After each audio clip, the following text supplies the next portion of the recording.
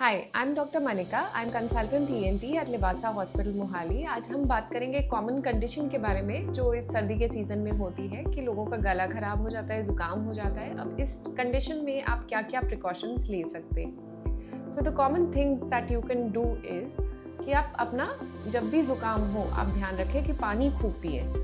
पानी खूब पीने की वजह से आपका जो साइनस सिक्रीशंस हैं वो अच्छे से क्लियर हो जाती है, म्यूकोसिलियरी क्लियरेंस आपकी इम्प्रूव होती है, इसलिए पानी आप खूब पिए।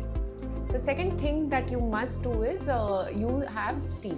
अब स्टीम जब भी आप यूज़ करते हैं, do not overdo it, use it only for a minute morning and night and that should help decongest your sinuses. तीसरी चीज़ आप करिए कि विटामिन सी की एक टैबलेट होती है, वो अगर आप लेंगे तो that actually decreases the duration of your cold, तो थोड़ा ड्यूरेशन और सिवियरिटी ऑफ सिम्टम्स वो रिड्यूस कर देता है। Fourth thing that you should do is have a lot of proteins in your diet, so include things like egg or lots of dal, have soups and nuts, so they will help aid in your recovery process. Proteins have a very crucial role in our immunity, so you must have lot of proteins in your diet.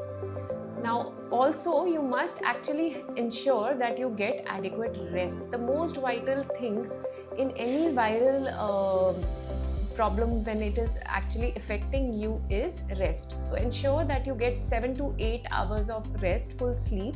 अगर आप सो भी ना पाए तब भी body को जितना ज़्यादा आप आराम देंगे उतनी अच्छी आपकी रिकवरी होगी ज़ुकाम के बाद। एंटीबायोटिक्स का खास कोल्ड में कोई रोल है नहीं, डॉक्टर्स काफ़ी बार दे देते हैं, पर इसका एक्चुअली इंडिकेशंस होती है कि कब हमें एंटीबायोटिक देनी है ज़ुकाम सर्दी में।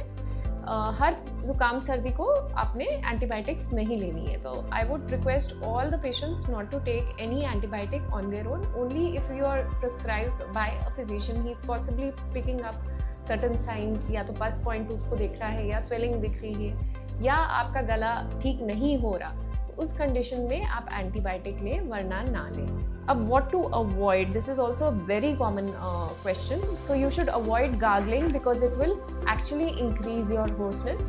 You should avoid having any spicy food and soda, so all these things you should avoid. अगर आपको ज़ुकाम हो रहा है एंड गले में दर्द बाई चांस हो रहा है तो soups and all do help you, but even आप वार्म लिक्विड्स लेंगे तो that will help you. But a very common problem is कि अगर आपको गला दर्द हो रहा है और साथ में गला मतलब आपकी आवाज़ बैठ भी रही है तो लोग गागल्स कर देते हैं, दैट में actually aggravate your hoarseness. So do not do any gargling अगर आपके होर्सनेस हो रही है, अदरवाइज थ्रोट पेन में आप अगर गार्गलिंग करें तो दैट हेल्प्स यू। नमक ले, उसमें 1/4 चम्मच नमक डाल के पानी में आप उससे 1-2 बार गरारे कर सकते हैं, do not overdo it. The medicines that may help you in common cold are some things which are available easily over the counter, so you can use paracetamol. This can be used 4 to 6 hourly, and उससे आपको अगर full blown बुखार नहीं भी हो रहा हो, just आपको हरारत हो रही हो या बॉडी में पेन हो रहा हो, तो that helps in relieving that. कई पेशेंट्स कहते हैं हमें बुखार नहीं हो रहा, डॉक्टर साहब आपने पैरासीटामोल क्यों दी, तो इसका बस बुखार कम करने में नहीं रोल है, ये इन्फ्लेमेशन को भी थोड़ा बहुत कम करता है, बॉडी को सेटल करने में हेल्प करता है। So you can start taking paracetamol. The other thing that you can take is levocetrazine.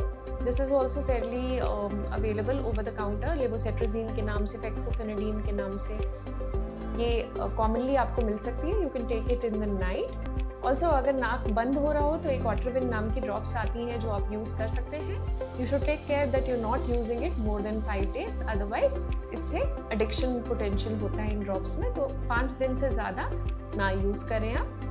When to contact your doctor? Basically, when do you actually go to an ENT doctor? Basically, अगर आपको lymphadenopathy हो रही है, गिल्टियाँ हो रही है गले में, या आपका मुंह खुल नहीं रहा गले में दर्द जुकाम के चलते, तब आपने कॉन्टैक्ट करना। या आपको होर्सनेस हो रही है and it is persisting, and specially अगर आपका जुकाम सर्दी या गला दर्द 3 से 4 दिन से ज़्यादा परसिस्ट कर रहा है, then you need to contact your ENT doctor. So thank you.